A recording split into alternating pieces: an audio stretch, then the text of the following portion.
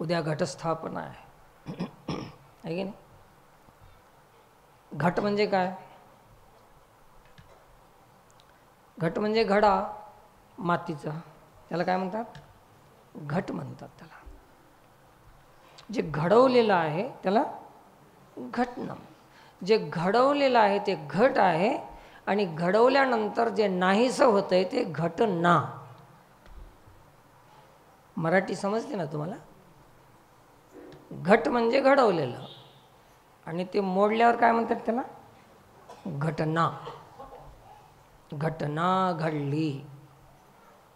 म्हणजे जे घडलं होतं ते आता नाही. माणूस शरीर हे घट आहे. ॲक्सिडेंट झालं, हे मरून गेलं, काय म्हणतात? घटना. म्हणजे आता घट नाही, संपला. हे कसा खेळ आहे शब्दांचा. घट ना, ना म्हणजे नाही. नाही समजलं? घट आणि घटना. मग हे जर घडा आहे, हे घट आहे, मातीचं आहे, याच्यामध्ये अधिकांश पंचमहाभूतापैकी अधिकतर अंश कशाचा आहे? मातीचा अंश आहे. याच्यामध्ये पाण्याचा अंश आहे, अग्नीचा अंश आहे, मातीचा अंश आहे, आकाशाचा अंश आहे, वायूचा अंश आहे. असे 5 अंशांनी युक्त असलेला हा घट आहे. पण याच्यामध्ये अधिक प्रमाणामध्ये काय आहे? माती आहे. म्हणून पृथ्वीचं अंश अधिक आहे, म्हणून याला पार्थिव असं म्हणतात. शरीराला काय म्हणतात? तुम्ही टी व्हीमध्ये इकडं तिकडे पाहता ना, कधी पार्थिव शरीर बाहेर ठेवण्यात आलेले आहे दर्शनासाठी. शरीर कसलं आहे? पार्थिव आहे, म्हणजे पृथ्वीपासून बनलेलं आहे, घट आहे. मग या घटामध्ये काय स्थापना करायची?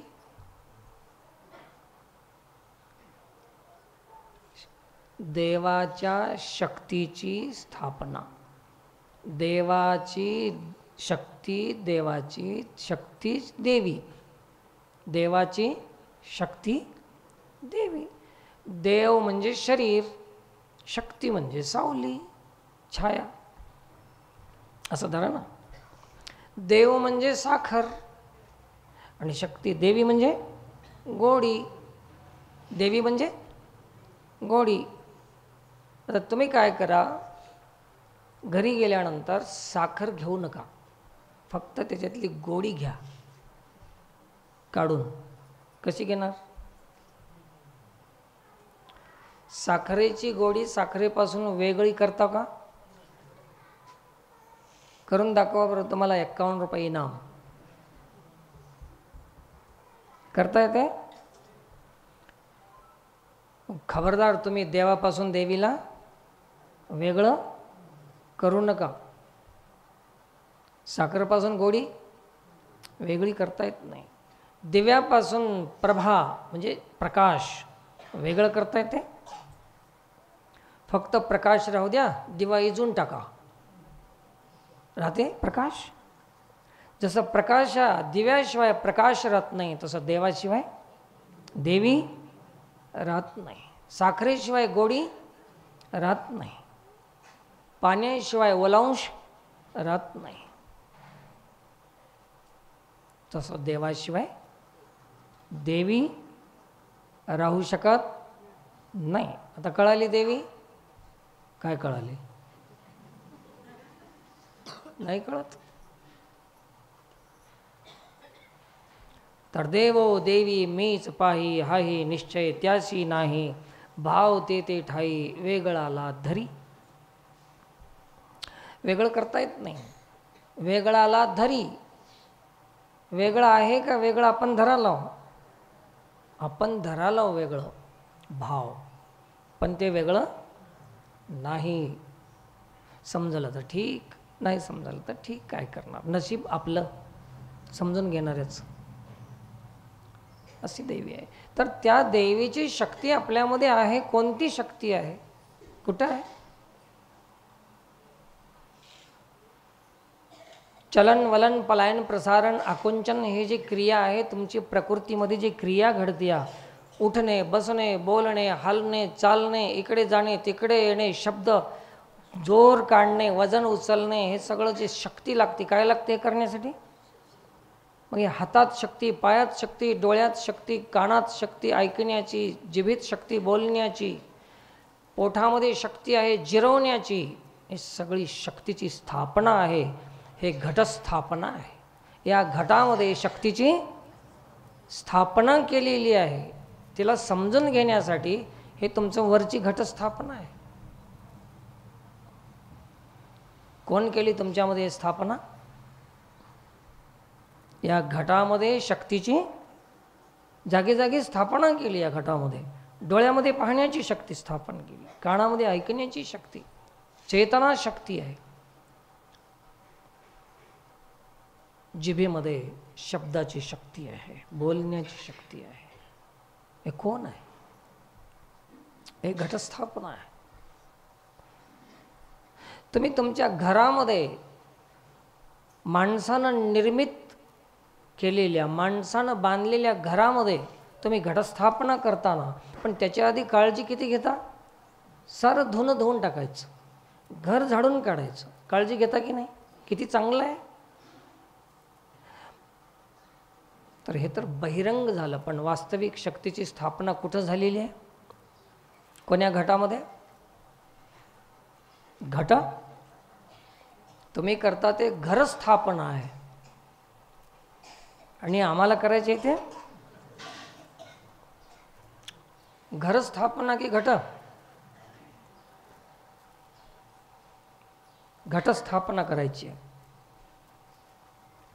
आता घरस्थापना, घरामध्ये स्थापना करायचं असेल तर एवढी पवित्रता आपणाला जोपासावी लागते.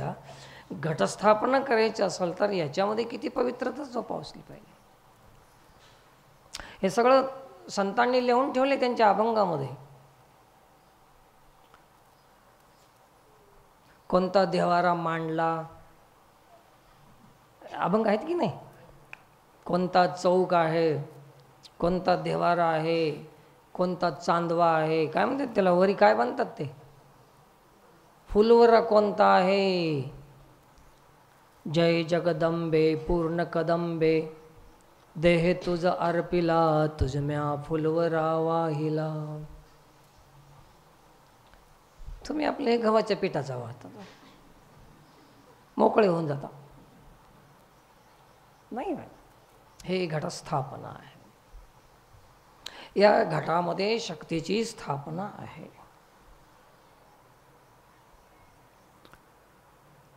आणि तसं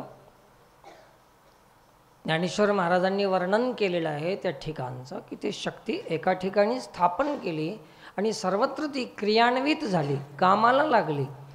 एक ठिकाण आहे ते कुंडलिनी जगदंबा,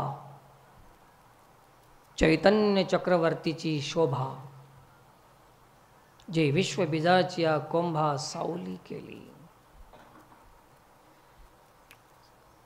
असे हे जगदंबा आहे, प्रत्येक घटामध्ये स्थापन केलेले आहे. हेच घट स्थापना आहे. आता हे घटस्थापना आमचे गुरु महाराज सांगत होते. हे घटस्थापना म्हणजे घट्ट स्थापना. आपण ज्या साधनामध्ये, ज्या नेमामध्ये, ज्या व्रतामध्ये आपण आहोत ना, शुद्ध झालोत ना, पवित्र झालोत ना, त्याच्यामधून आता डगमग होऊ नये, पुन्हा घसरू नये. जसं माळ घातली आता पुन्हा काढू नये. आपण भजन करायला होतं आता पुन्हा सोडू नये भजन. याला काय म्हणतात? घट्ट स्थापना. आपण त्याच्यामध्ये घट्ट बसावं, त्याला म्हणतात घट्ट बसविलं. कोणाला बसवायचं आहे घट्ट? आपल्याला स्वतःलाच घट्ट बसवायचं आहे. भजनामध्ये, कीर्तनामध्ये, सत्संगामध्ये, नेमामध्ये, पावित्र्यामध्ये, संस्कारामध्ये घट्ट बसविणं, डगमग नाही. संकल्पामध्ये याला म्हणतात घट बसवायचं. हे घटस्थापना आहे. आपलं घट्ट नाहीच. आणि काय होते, घट्ट असलं तर जाग्यावर राहते आणि पातळ राहिल्यावर पगळते. कवा हेच महाराज तर कवा तेच साधन तर कवा हेच देव तर कवा तेच गुरु पगळतच राहतं इकडं तिकडं तिकडं इकडं तिकडं इकडं. घट कुठं आहे? घट स्थापनेचा अर्थ आहे अनन्य भाव, एकनिष्ठ भाव, ब्रह्मनिष्ठा, एकनिष्ठ, एकाच जाग्यावर स्थिर होणं,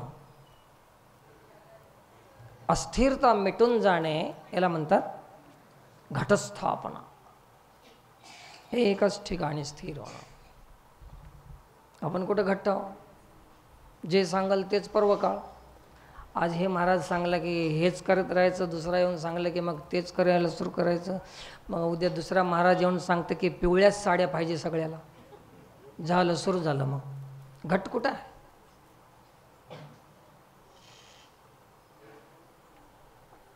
आता किती 9 साड्या पाहिजे नाही? घेऊन ठेवल्यात का? घ्यायचे घ्यायचे. वाट बघत असतील दुकानदार. नवरात्री आली की नवरात्रीमध्ये देवीची कृपा फक्त आणि फक्त दुकानदारावर होती. बाकी कोणाही भक्तावर होत नाही. देवीची कृपा होती काही काही लोकांवर, दुकानदारावर होती. महाराजावर होईना, आपल्यावर भक्तावर बी होईना, फक्त एक दुकानदारावर होती. सप्ते आले की देवाची कृपा. आता माहीत आहे तुम्हाला, हुशार झालेत की लोक. आपल्यावर होईना देवाची कृपा. सप्त्यात कृपा कोणावर होती? महाराज लोकावर. आणि नवरात्रीत कृपा कोणावर होती? दुकानदारावर. गणपती आल्यावर कोणावर कृपा होती? दारू विकणाऱ्यावर. गणपतीची कृपा फक्त कोणावर आहे? भक्तावर. अरे काय देव तुमचे, काय ही भक्ती. धन्य आहात बाबा हिंदू लोक.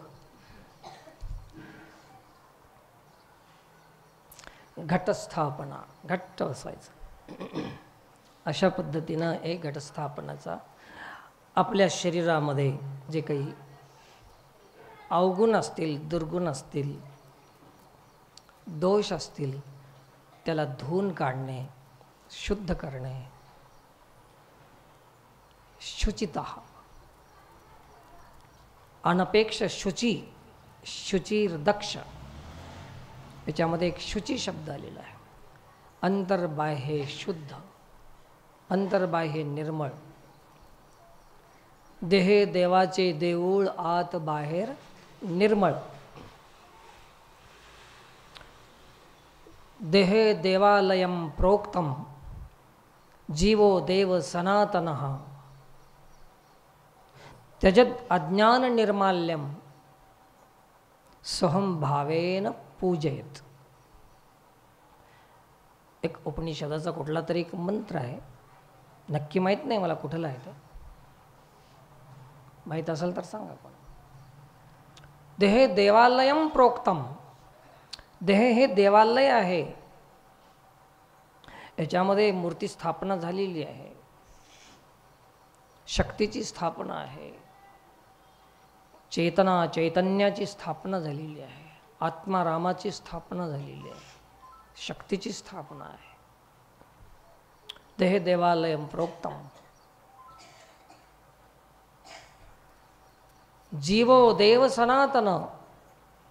जीव हे सनातन आहे, जे ईश्वराचा अंश आहे, ज्याला आदी नाही अंत नाही, त्याला सनातन म्हणतात. मग जीव कसा आहे? अनादी आहे, त्याला जन्म नाही मरण नाही, असा जीव याच्यामध्ये स्थापन केलेला आहे. जीवो देव सनातन.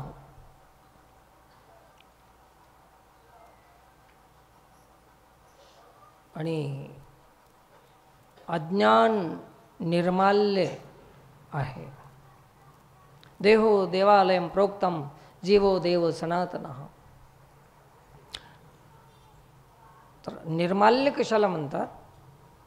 की आज आपण जे वाहिलेले फुलं आहेत, अक्षदा आहे, जे काही वाहतो ना पूजेची सामग्री, ते उद्या सकाळी त्याला काय म्हणतात? निर्माल्य. ते निर्माल्य काढून टाकायचं असते. त्यजेत अज्ञान निर्माल्यम. कोण्या निर्माल्याचं त्याग करायचं आहे? अज्ञान. मी शरीर आहे, मी देह आहे, हेच निर्माल्य आहे, हेच काढून टाकायचं आहे. त्याच्यात अज्ञान निर्माल्यम. आणि कोणत्या भावनेनं पूजा करायची आहे? सोहम भावेन पूजयेत. की मी जीव नाही, मी देह नाही, हे काढून टाकायचं आणि मी सोहम आहे, मी ब्रह्म आहे, मी आत्मस्वरूप आहे, ह्या भावनेनं पूजा करायची. काढून टाकणे हे आणि पूजा करणे ते. याला ना हळदीची गरज आहे, ना कुंकाची गरज आहे, ना फुलाची गरज आहे, ना कशाची गरज आहे. असं पूजा सांगितली. तर देह हे देवालय आहे. मग आता तुम्ही धुवून काढायचं आहे तर याच्यामधलं अज्ञान बी धुवून काढावं लागेल ना. घटस्थापना करायची आहे. हे तर जमलं तुम्हाला. सांगितलं की घडी घेऊन या. घडी म्हणजे सोडा. घडी घडी आहे वाटते ना एक. हां वाच वाच. तुला वाच माहीत आहे. पण बस हे आणलं ते आणलं, कपडे धुवून हे धुवून ते धुवून टाकले. पण त्या नवऱ्यालाही माहीत नाही की हिच्यामधून कसं धुवावं, बायकोलाही माहीत नाही की मधून कसं धुवावं. तर मधून धुण्यासाठी जे धुण्याची विधी आहे त्याचं नाव आहे सत्संग. काय नाव आहे? आता इथं धुतलं तर बरं आहे, आणि बाहेर गेल्यावर आणि मळून जाते, त्याला काय करणार? त्यजेत अज्ञान निर्माल्यम.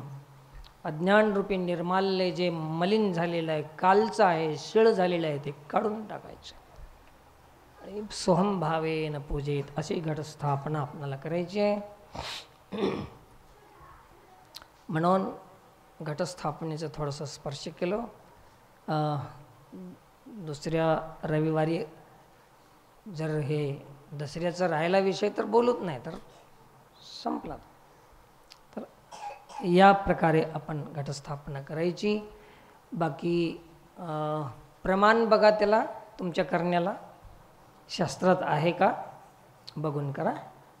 कुठेही विश्वास ठेवून काहीही करत गेला तर मनोमार्गे गेला तर तुमचं घाटा आहे, नुकसान आहे, घात आहे, हे विसरू नका. व्यर्थ होऊन जाऊ नये. वाऊगाची श्रम व्यर्थ जाय. हरिपाठ म्हणताना हे हे हे शब्द तुम्ही हे करून घ्या. वाऊगाची श्रम व्यर्थ जाय. हे इथं आलं की जरा ध्यान करीत जा. हे वाऊगाची श्रम का आहे हरिपाठामध्ये? आम्ही हरिपाठात त्याच्यावर ध्यान देणार. किती अभंग राहिलेत अनेक म्हणायचे, किती झालेत, कवा सरतय, याच्यावरच ध्यान राहते. वाऊगाची श्रम व्यर्थ जाय, याच्यावर ध्यान द्या. शब्द शब्दावर ध्यान द्या. खूप सुंदर. तर अशी ही नवरात्रीची पुन्हा एक बार आपणाला सर्वांना शुभकामना व्यक्त करून वाणीला पूर्णविराम. रामायणाचा भाग आपण नंतर पाहू. वेळ संपलेला आहे. आज अन्नदान आहे. शिस्तीमध्ये शांतीमध्ये आपण आपला प्रसाद घेऊन जायचा आहे. येणाऱ्या रविवारी अन्नदान नसेल, कारण सर्वांना उपास राहतेच देवीचा, आहे की नाही? कडक उपास राहते, देवासारखं आहे ना देवीचं. तर त्याच्यामुळे इथं प्रसाद राहणार नाही. आणि थोडी इथं आता देवी बी बसवतील इथं. आता भक्त लोक ते बी पूजा करतील, त्यांना बी आपली अडचण होऊ नये याच्यासाठी अन्नदान पुढच्या वेळेस नाही, स्पष्ट सांगून दिलेलं बरं. आणि म्हणून कोणाला बी काय सांगता येते आता. तर असं तुम्हाला जेवढ्यांना ध्यानात बसले, जेवढ्याला समजले, त्यांनी हे ध्यान ठेवा की आपणाला घटस्थापना म्हणजे आपल्या शरीरामध्ये जे काही दोष आहेत, पाप असतील, गुण अवगुण असतील, ते धुवून काढणे म्हणजेच दसऱ्याचं धुणं आहे. एवढंच पुन्हा पुन्हा सांगतो. वाणीला विराम. पुंडलिक वरदे हरी विठ्ठल ज्ञानदेव तुकाराम पंढरीनाथ भगवान की जय.